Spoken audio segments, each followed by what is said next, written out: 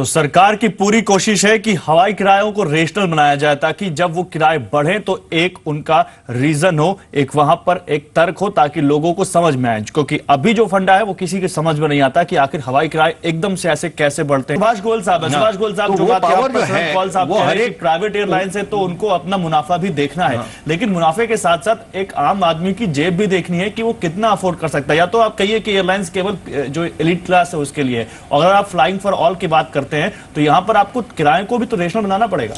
नहीं, आप बिल्कुल ठीक कह रहे हैं और हमारी शुरू से ये डिमांड रही है और ये बड़ा सिंपल है क्योंकि पहले डीजीसीए फेयर्स रेगुलेट करता था।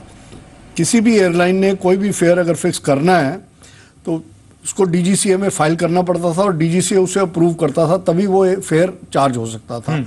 ठीक है, डीरेगुलेशन हो गया, पर डीरेगुलेशन का मतलब ये नहीं है कि ब्लैक मार्केटिंग शुरू हो जाए। बिल्कुल। अब आप ये देखिए कि जैसे दिल्ली बॉम्बे की एक डायरेक्ट ऑपरेटिंग कॉस्ट आप लगा लीजिए किसी भी एयरलाइन की, लेट अस से 4,000 रुपए है फॉर एग्जांपल, आप उसकी अपर लिमिट उससे 100% ज्यादा 8,000 रुपए फिक्स कर दो। बिल्कुल राइट, पर यह नहीं होना चाहिए कि 4,000 की ऑपरेटिंग कॉस्ट है और आप 40,000 रुपए चार्ज कर रहे हैं। ये तो सरासर ब्लैक मार्केटिंग और दादागिरी है। फिर ये कहते हैं कि भाई एयरलाइंस ने इतना इन्वेस्ट करा है, एयरलाइंस को, भैया ठीक है आपने इन्वेस्ट करा है, एक फ्री एंटरप्राइज में it is survival of the fittest.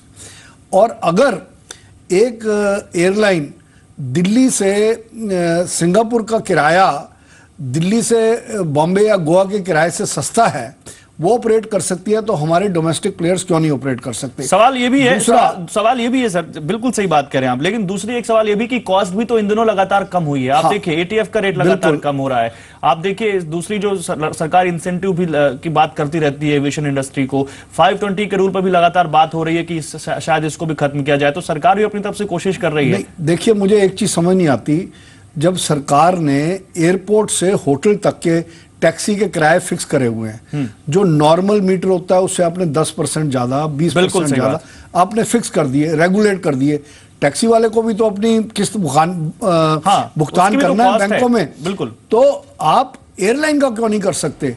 आप पिक्चर हॉल की टिकटें फिक्स कर देते हो और चीजें फिक्स कर देते हो, आपने रेलवे का किराया ये बहुत बड़ा सवाल जो बात यहाँ पर कॉल साहब कह रहे हैं कि डीजीसीए के पास पूरी पावर है, एक्सेसिव फेयर है तो उसको रेगुलेट करने का पावर है, तो इस सेल्फ रेगुलेशन कहां से आ रहा है समझ में नहीं आ रहा उनको, वो ये कह रहे हैं। और बात भी कहीं ना कहीं किसी हद तक सही लग रही है। देखिए पहले तो मैं प्राइम मिनिस्टर को और डॉक्टर महेश शर्मा को और जो हमारे सिविल एविएशन मिनिस्टर हैं गणपति राजू, इनको मुबारकबाद देता हूँ कि हम कई सालों से कह रहे हैं इस चीज़ को, आज पहली बार इसके बारे में एक सिविल एविएशन मिनिस्ट्री के लेवल पे बैठक हुई है।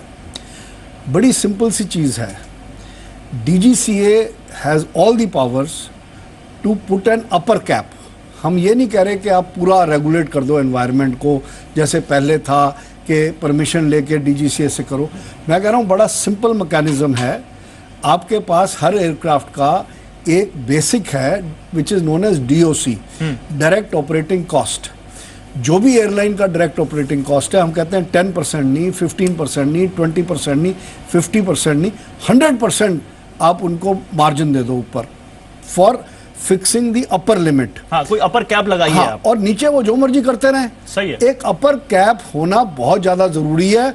और मैं चाहता हूं कि दोनों स्टेट सिविल एविएशन मिनिस्टर भी और सिविल एविएशन मिनिस्टर भी प्राइम मिनिस्टर के जन्मदिन पे ये अनाउंस करें बिल्कुल कि ये कैप हो गई है।